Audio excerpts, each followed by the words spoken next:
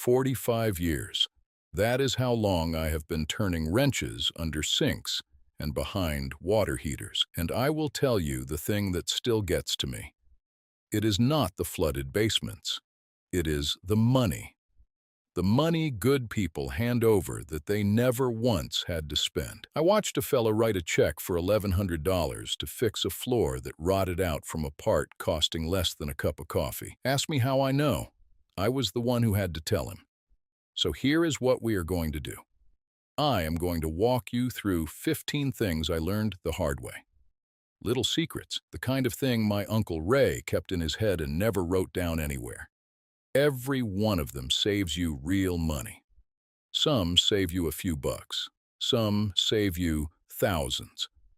And number 11 is one most folks never think to check, even though it is quietly wearing out every fixture in your house. You do not need to be a plumber. You just need to know where to look. Let us start at number 1. Number 1, the silent toilet leak. This is the one that gets everybody, and you cannot even hear it. Here is the trick. Take the lid off your toilet tank. Drop a few drops of food coloring in the tank water, or a dye tablet if you have one. Now, walk away. Do not flush. Come back in 15 or 20 minutes. If there is color down in the bowl, you have got yourself a leak. Water is sneaking past your flapper, that rubber piece at the bottom of the tank, and running straight down the drain. Now here is why you care. A leaky flapper can waste up to 200 gallons a day, every day.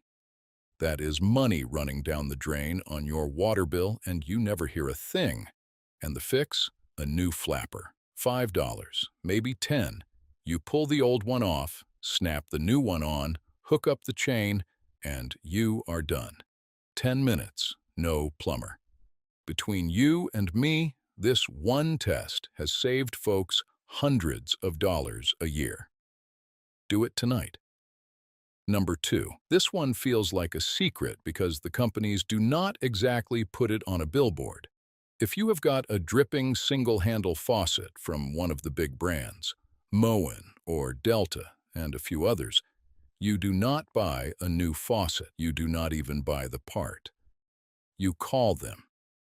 Most of the big names carry a lifetime warranty on the cartridge. That is the little valve inside that controls your water. And they will mail you a replacement for free. No receipt, no fighting. I have done this a dozen times. You pick up the phone, tell them the faucet is dripping. They take your address, and about a week later, a $15 to $50 part shows up in your mailbox for nothing. Then you swap it in with a wrench and an hour of your afternoon. A dripping faucet wastes gallons a day. So before you spend a nickel, make the call.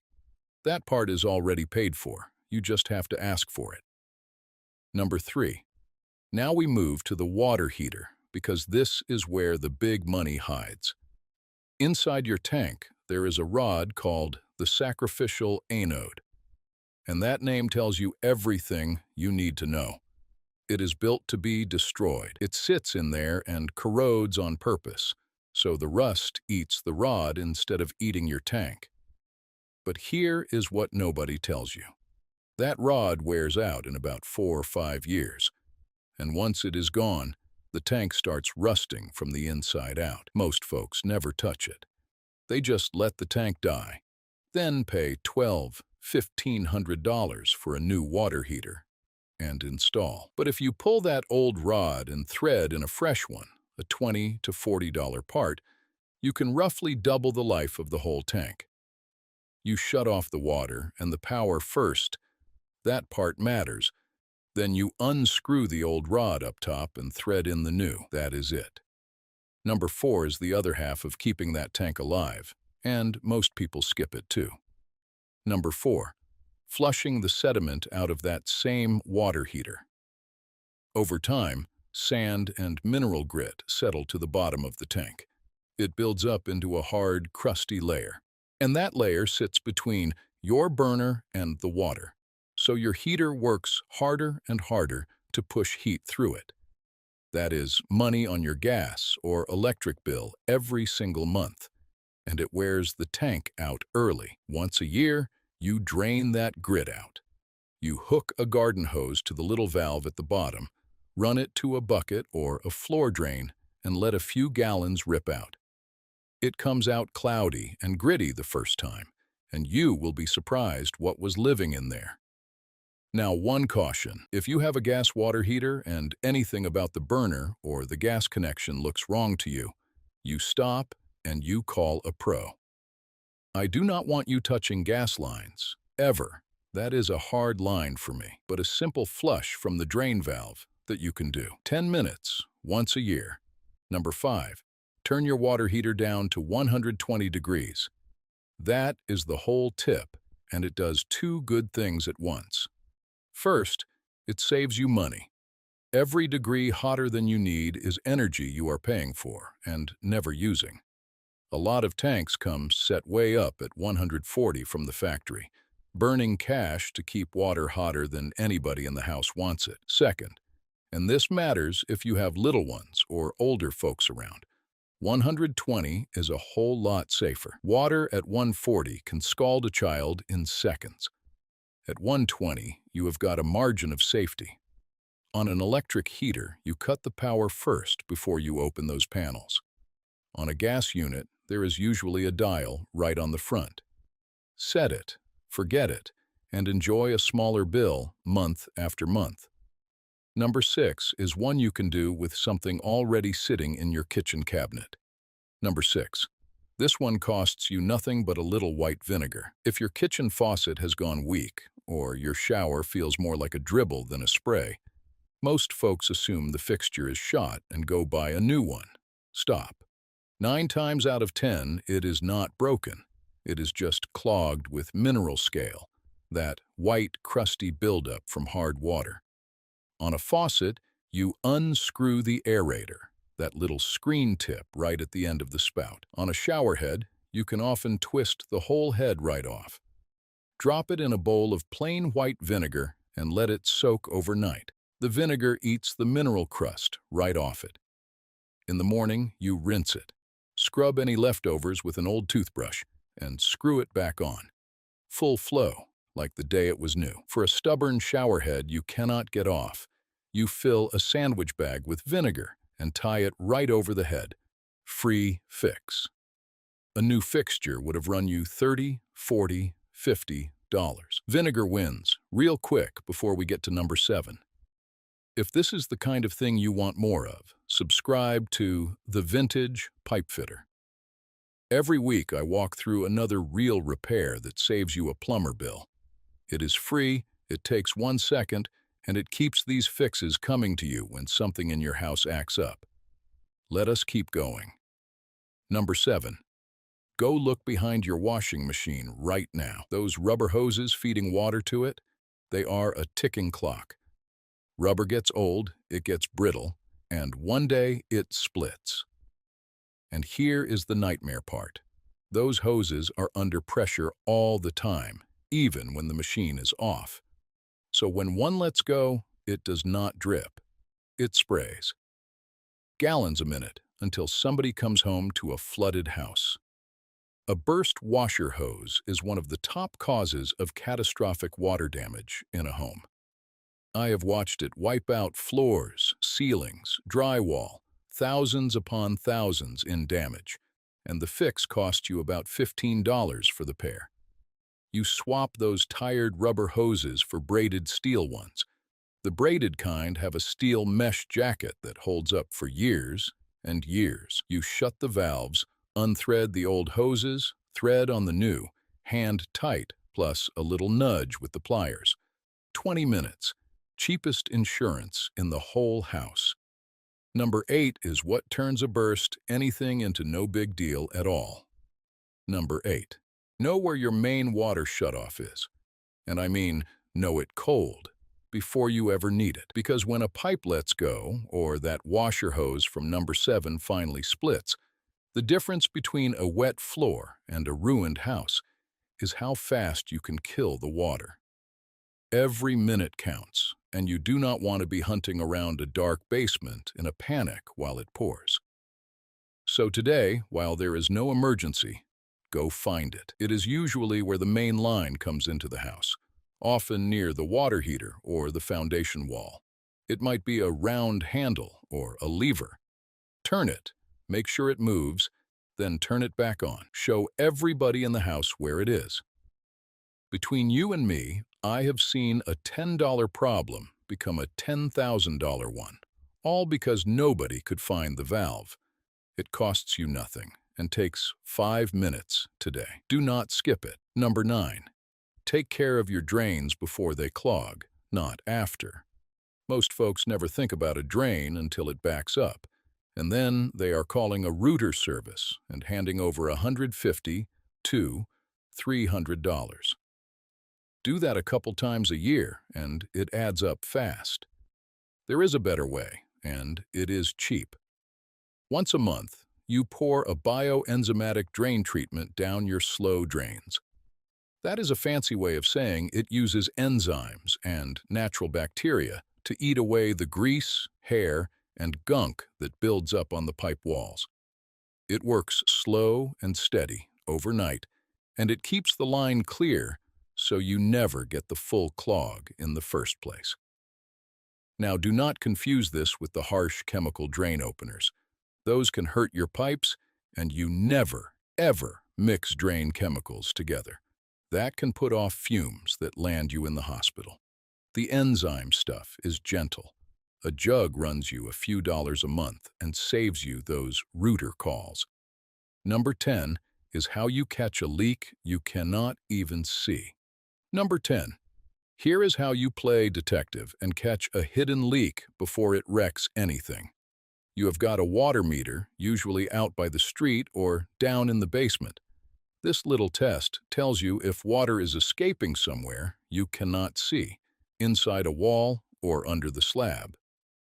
Pick a time when nobody will use water for a couple of hours. Turn off every faucet. Do not run the dishwasher. Do not flush a toilet. Now go read the meter. Write down the number or watch for a little dial or triangle that spins when water is moving.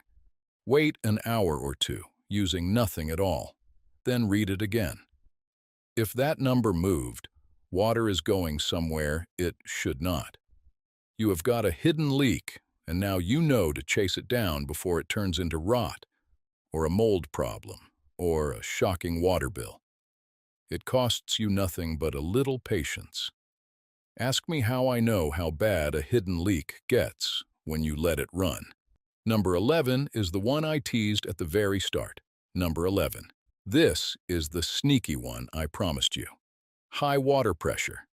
It feels great in the shower, but too much pressure is quietly beating up every fixture, valve, and appliance in your house. It wears out washing machine valves, water heaters, and faucets years before their time, and most folks have no idea it is happening. Here is how you check. You buy a water pressure gauge, $10, $15 at any hardware store. It screws right onto an outside spigot or your washing machine faucet, hand tight.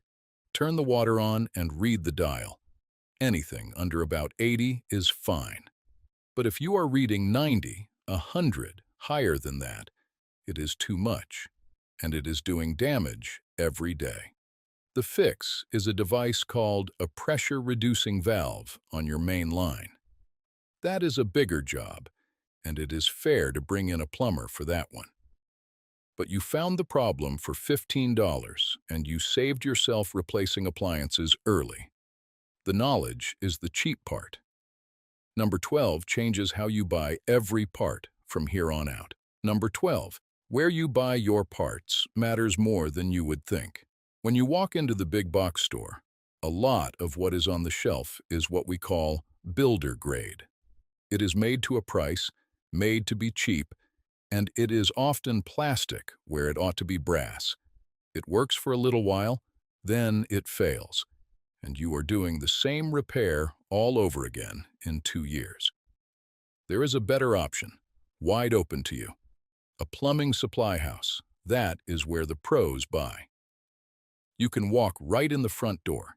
Tell the person at the counter what you are fixing, and they will hand you the professional grade part. built to last 15, 20 years instead of 2. Sometimes it costs you a couple dollars more. Sometimes it is the very same price, but you buy it once instead of 3 times. Between you and me, doing a job twice is the most expensive way there is. Buy the good part. Number 13 is the small fix that heads off the biggest repair on this whole list. Number 13. If your toilet ever rocks a little, or you catch a faint smell near the base, or you spot the least bit of water pooling at the bottom, do not put it off. That is very likely the wax ring, the seal underneath the toilet where it meets the floor. And a bad wax ring is a small problem that turns into a giant one. Here is why. When that seal fails, water and worse seep down into the subfloor every single time you flush. Slow, quiet, and it rots the wood right out from under you. Let it go a year or two, and you are not replacing a wax ring anymore. You are tearing out flooring and rotted subfloor and paying $1,000, $1,200 more. But catch it early. A wax ring is about $5. You shut off the water, drain the toilet, lift it off, scrape the old wax, set a new ring, and set it back down. It is a real job, an afternoon of work, but it is doable. $5 now beats $1,000 later. Number 14 is a bad little part hiding in a lot of homes. Number 14. Go look at the line running to your refrigerator ice maker or to a humidifier if you have got one. A lot of them are hooked up with something called a saddle valve. It is a little gadget that clamps onto a copper pipe and pokes a tiny hole to tap off water. And I will tell you, plumbers do not trust them one bit. They are famous for clogging up and famous for leaking. Usually slow, usually somewhere you never look until there is damage done. If you have got one, the smart move is to replace it with a proper quarter-turn valve. That means a real, reliable shutoff spliced into the line the right way. It is a small part, $10, $15, and it ends that slow drip risk for good. Now, if you are not comfortable cutting into a copper line, this is a fair one to hand to a plumber, and it is still a cheap visit. But that little saddle valve is a leak just waiting to happen. Ask me how I know. Number 15 is the one that matters most when the cold comes. Number 15. When winter comes in hard, a frozen pipe is one of the worst things that can happen to a house. Water expands when it freezes, and it splits the pipe wide open. Then, when it thaws, it pours. That is a burst pipe disaster, easily thousands in damage, and it happens every single cold snap to somebody who did not take 5 minutes to prevent it. 2 easy moves. First, insulate the pipes that run through cold spots, an unheated garage, a crawl space, an outside wall. Foam pipe sleeves cost $1 or $2 each and slip right on. Second, on the really cold nights, let a faucet drip, just a trickle. Moving water is a lot harder to freeze than still water, and that little bit of flow can save the whole pipe. It is the cheapest thing on this list, and it prevents about the most expensive disaster there is. A couple dollars of foam and a dripping faucet against a flooded house. That is the trade. Now, before I let you go, I saved the best one for last. And here is the bonus tip, the one that ties this whole list together. Keep a small repair kit in the house, a spare flapper, a fill valve, an aerator, a pair of braided washer hoses, a roll of thread seal tape, maybe a wax ring. All told, you are looking at maybe $30, $40 sitting in a bucket on a shelf in the garage. Here is why that is the smartest money you will ever spend.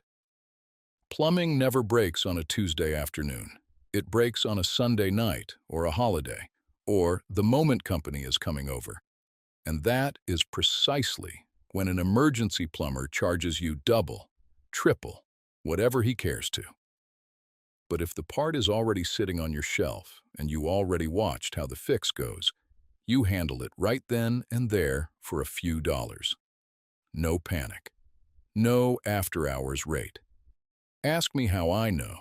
The folks who keep a little kit are the folks who never have to make that expensive call. Be one of them. That is 15, plus the one I held back. I put out a new real-world repair every week on the Vintage Pipefitter, the kind of know-how that took me a lifetime on the job to gather. Subscribing is free, and it keeps these walkthroughs showing up the next time something in your house decides to act up. I will see you in the next one.